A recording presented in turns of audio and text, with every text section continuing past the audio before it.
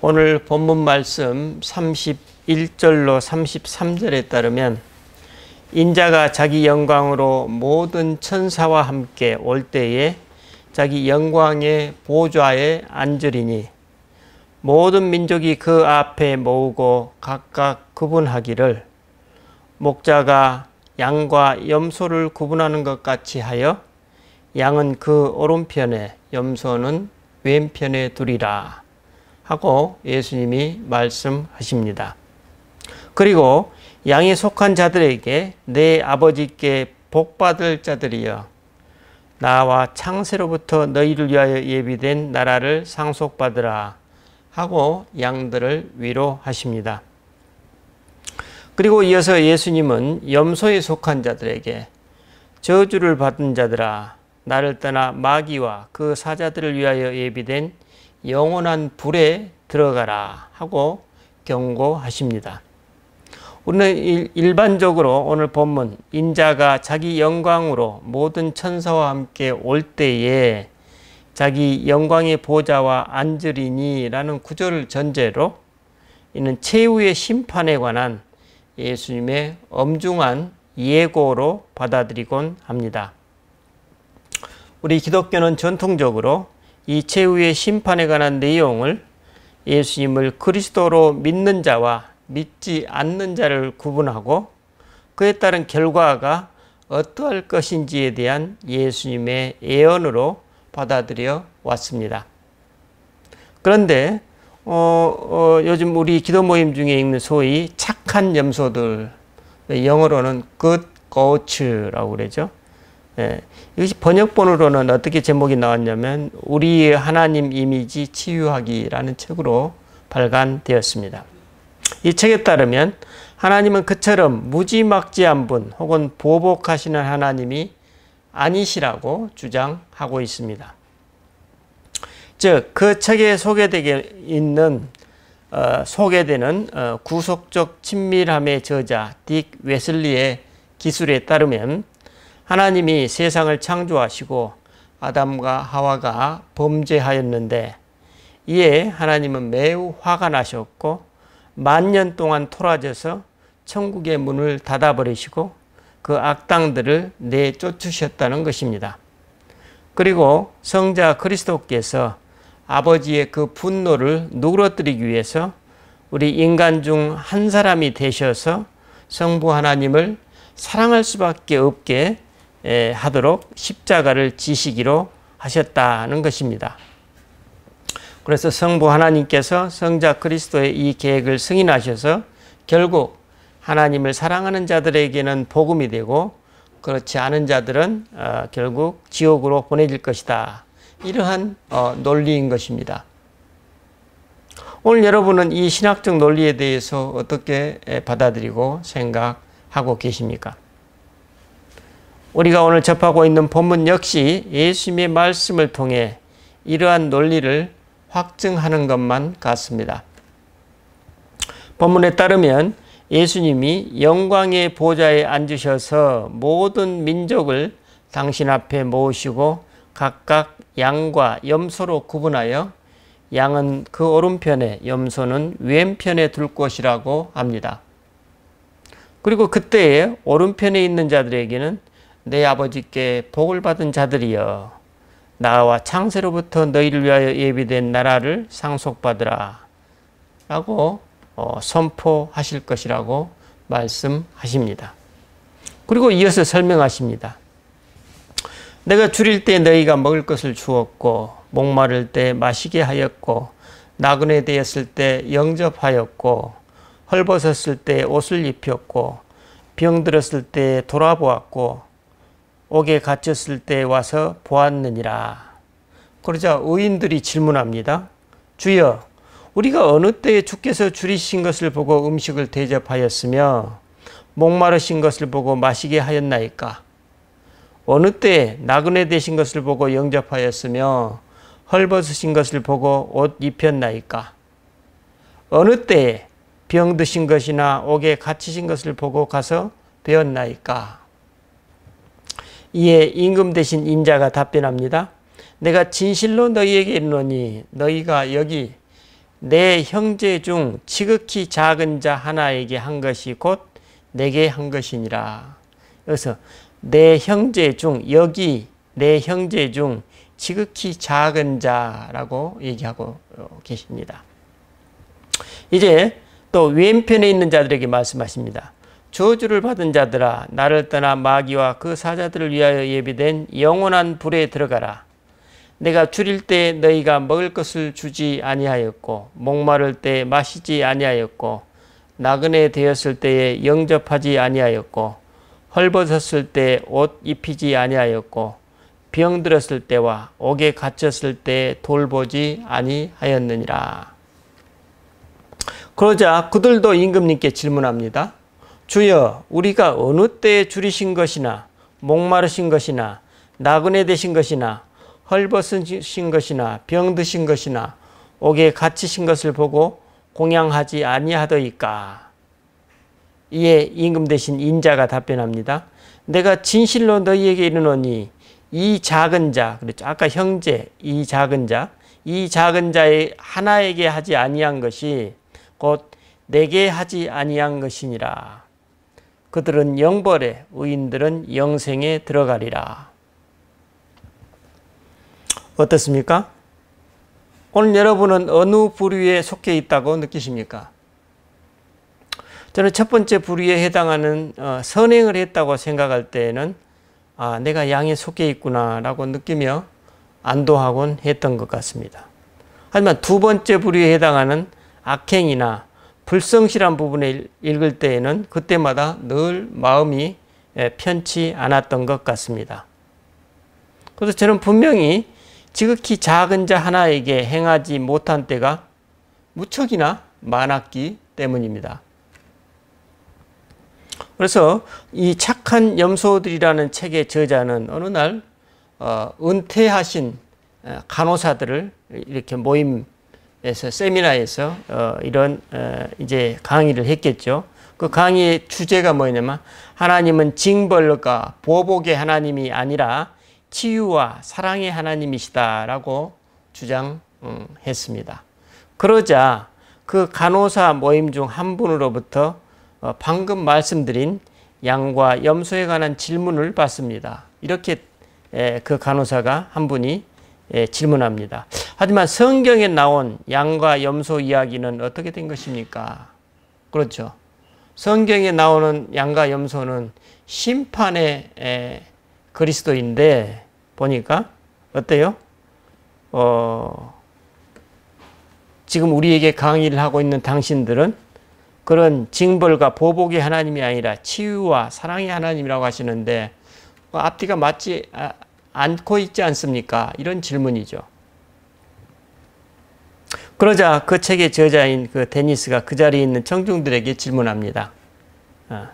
여러분 중에 단 한 번이라도 예수님께서 말씀하신 즉 굶주린 이에게 먹을 것을 주고 헐벗은 이에게 입을 옷을 주거나 감옥에 갇힌 자를 방문해 본 적이 있는 분들은 몇 분이나 되십니까?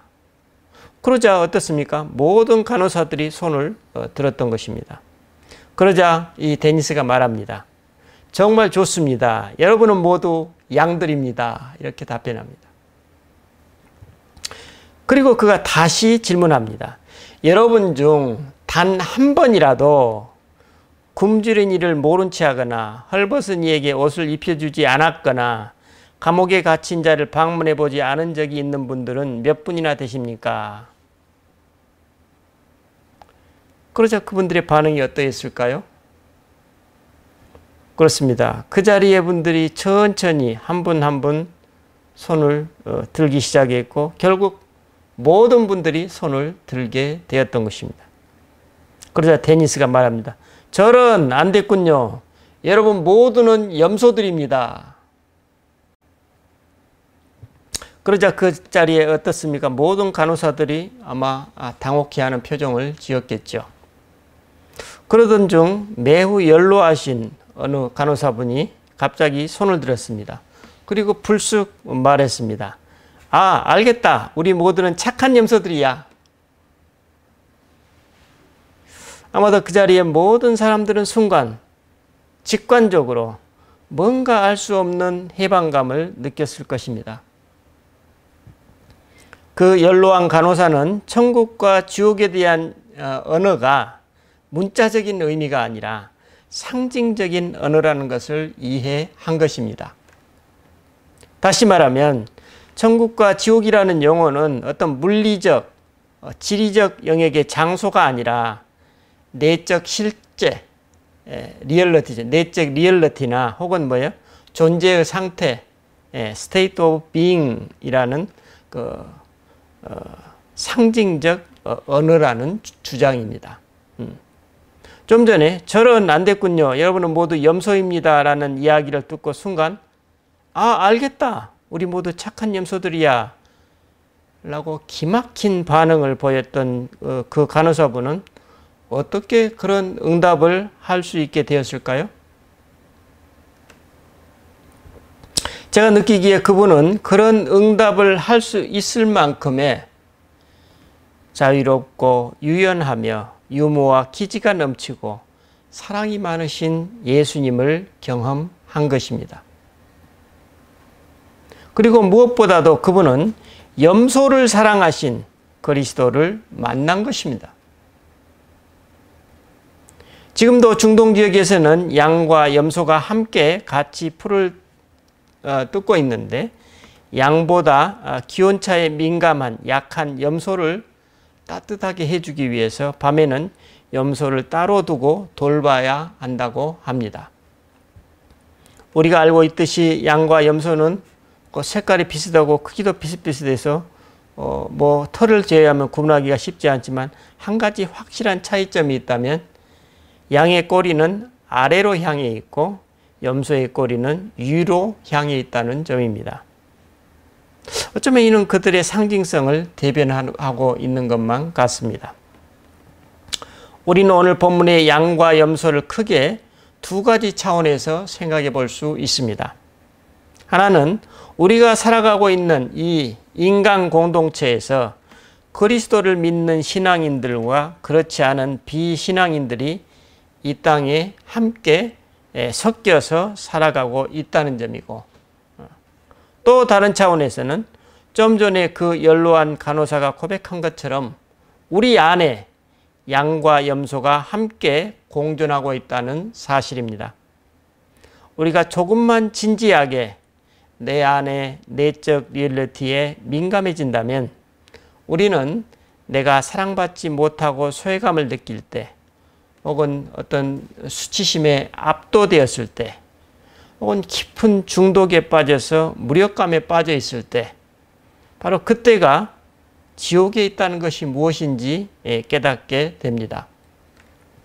사실 우리 모두는 진지하게 성찰의 기회를 가지면서 알곡과 가라지, 양과 염소가 함께 내 안에서 공존하고 있음을 인정하게 됩니다. 그리고 양과 염소가 함께 공존하고 있는 우리 안에 어떻습니까? 하나님 나라가 있고, 그래서 우리 모두는 착한 염소들이라고 말할 수 있을 것입니다. 이런 맥락에서 우리는 오늘 본문의 핵심 구절 2개 정도를 살펴볼 필요가 있습니다. 먼저 31절에 인자가 자기 영광의 보좌에 앉을 때라는 구절입니다. 과연 그때 앉으실 때, 영광의 보좌에 앉으실 때, 그때가 언제냐는 질문입니다. 마태복음 16장 27절에서 마태는 인자가 아버지 영광으로 그 천사들과 함께 오리니 그때에 각 사람이 행한 대로 갚으리라는 말씀으로 운을 떼고 있습니다. 그때에 대한 것이죠. 그리고 24장 30절, 34절에서 당신이 인자로서 확인된 사건은 당신이 예수님의 그 재림을 일컫는 것이 아니라 예수님께서 친히 말씀하신 한 세대 안에 일어날 것이라고 예수님이 말씀하십니다. 재림의 때가 아니라 한 세대 아니라고 하니까 무슨 예수님이 실제로 계시던 당시와 지금까지 계속되고 있다는 것이죠. 그러니까 인자가 영광의 보좌에 앉으실 때는 즉 양과 염소에 관한 심판의 때와 같은 거죠. 이 심판은 예수님이 부활 승천하실 때부터 시작해서 오늘 지금 우리에게까지 계속해서 일어나고 있는 일들을 의미할 수도 있다는 것입니다. 먼 훗날에 파루지아의 때가 아니고 예수님께서 한 세대 안에 일어나라고 말씀하셨기 때문에 그건 뭡니까? 예수님 부활 승천 이후에 이래로 쭉 오늘까지 이루어지고 있는 것이 그 심판이다. 이렇게 볼 수도 있다는 내용입니다. 그래서 이에 호응하기라도 하듯이 사도 바울은 고린도전서 15장 25절로 28절에서 이렇게 말씀하고 있습니다. 그가 모든 원수를 그 발 아래에 둘 때까지 반드시 왕노릇 하시리니 맨 나중에 멸망받을 원수는 사망이니라. 만물을 그의 발 아래에 두셨다 하셨으니 만물을 아래에 둔다 말씀하실 때 만물을 그의 아래에 두시니가 그 중에 들지 아니한 것이 분명하도다. 그렇죠. 예수님이 이미 이 세상에 온당한 주, 즉 인자로서 다스리고 계신다고 증언하고 있습니다. 그러니까 심판이 지금 이때를 얘기할 수도 있다, 이런 말씀이죠. 그러므로 어떤 의미에서 최후의 심판은 지금 우리들이 경험한 일이 아닌가 생각할 수 있을 것입니다. 저는 바로 이런 맥락에서 지난주와 또 3주 전 설교에서 어떤 사람이 그 씨앗을 뿌리고 있는 그 순간 어떤 행위나 어떤 선택의 그 행위의 순간 이미 그 사람은 그 씨앗의 열매를 거두고 있는 것이라고 말씀드렸습니다. 그 열매가 사실 그 사람에게 천국으로 다가오기도 하고 지옥으로 다가오기도 한다는 것입니다. 그리고 우리가 오늘 본문에서 주목할 만한 두 번째 구절은 40절에 너희가 여기 내 형제 중에 지극히 작은 자 하나에게 한 것이 곧 내게 한 것이니라 라는 구절에서 내 형제와 지극히 작은 자라는 이 단어입니다. 그렇죠. 마태복음 12장 50절에서 당신의 형제 자매는 예수님 말씀하세요. 내 하늘 아버지 뜻대로 하는 사람이다 라고 정의하고 있습니다. 이 말씀을 하시게 된 맥락을 보면 예수님의 형제란 누구냐? 당신이 말씀하시는 하나님 나라의 선포를 듣고 순종하는 사람이라는 뜻입니다. 그렇다면 오늘 본문의 주된 의미는 메시아이신 예수님을 믿지 않는 사람들이 예수님의 형제 자매인 우리 신앙인들을 어떻게 대하는지에 따라서 심판을 받게 될 것이라는 뜻이 됩니다. 물론 당연히 신앙인들도 믿지 않는 사람들을 온당히 대해야 할 것입니다.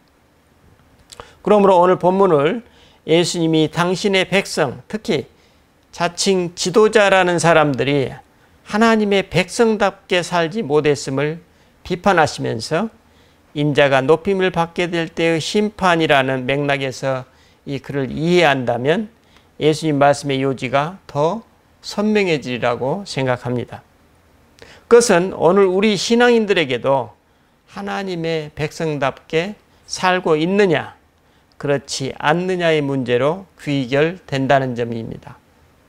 그리고 그 귀결된 결과를 내세가 아니라 지금 이 땅에서 경험하고 있다는 것입니다. 그렇다면 결국 심판의 리얼리티는 어떻게 귀결될까요?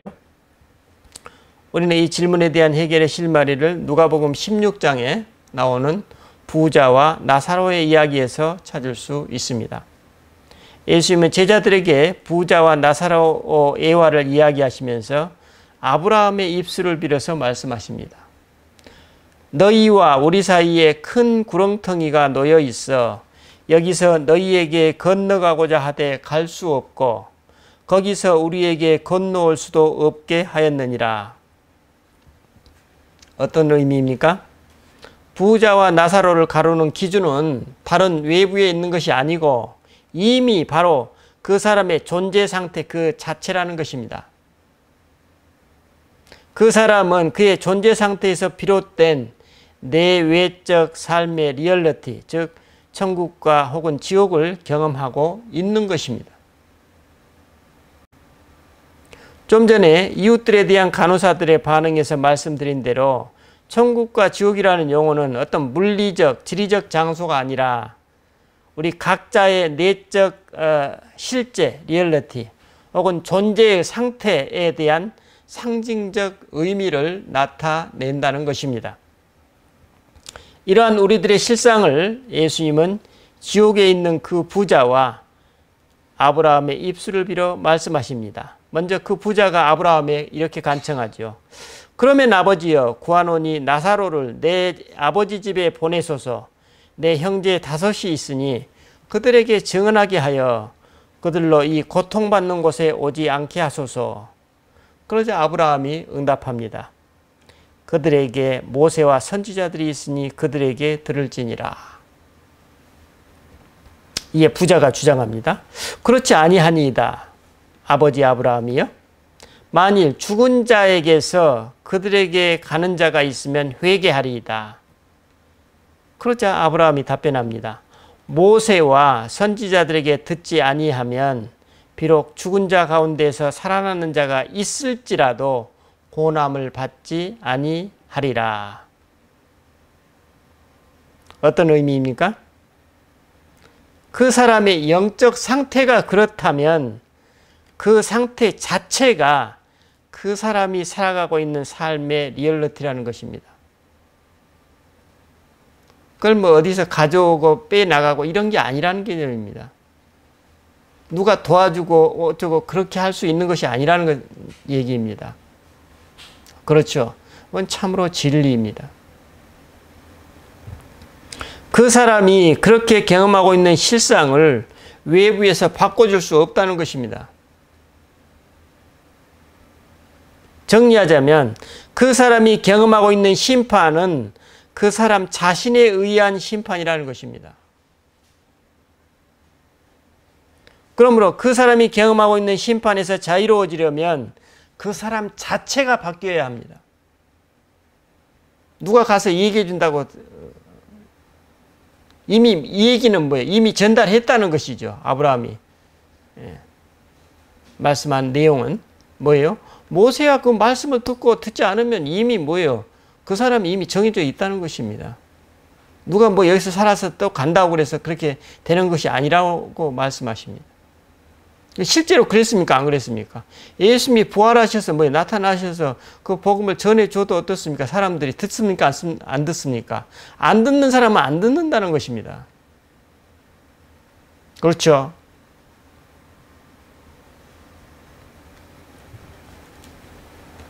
그러므로 그 사람이 경험하고 있는 심판에서 자유로워지려면 그 사람 자체가 바뀌어야 하고, 마찬가지로 하나님의 심판을 두려워하지 않은 사람은 죽음을 두려워하지 않을 것입니다. 그 사람은 정죄하지 않는 하나님을 만나면서 또한 다른 사람들도 함부로 심판하려 하지 않을 것입니다. 혹은 정죄하지 하려고 하지 않을 것입니다. 좀 전에 말씀드린 세미나에서 알겠다. 우리 모두는 착한 염소들이야. 라고 외쳤던 그 사람은 아마도 심판은 자기 자신에 의한 심판이었음을 이미 깨달은 사람이었을 것입니다. 여러분, 오늘 나는 어떻습니까?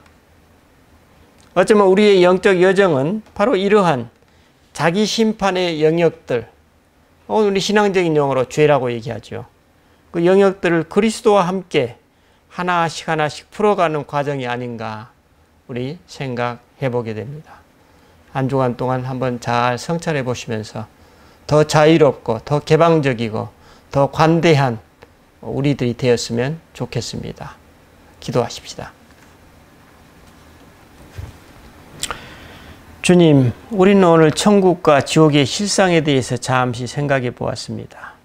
천국과 지옥이 어느 특정 영역에 있는 것이 아니라 그러한 존재로 그러한 실상을 그 사람이 경험하고 있다면 그 사람은 스스로 그 길을 선택한 것입니다.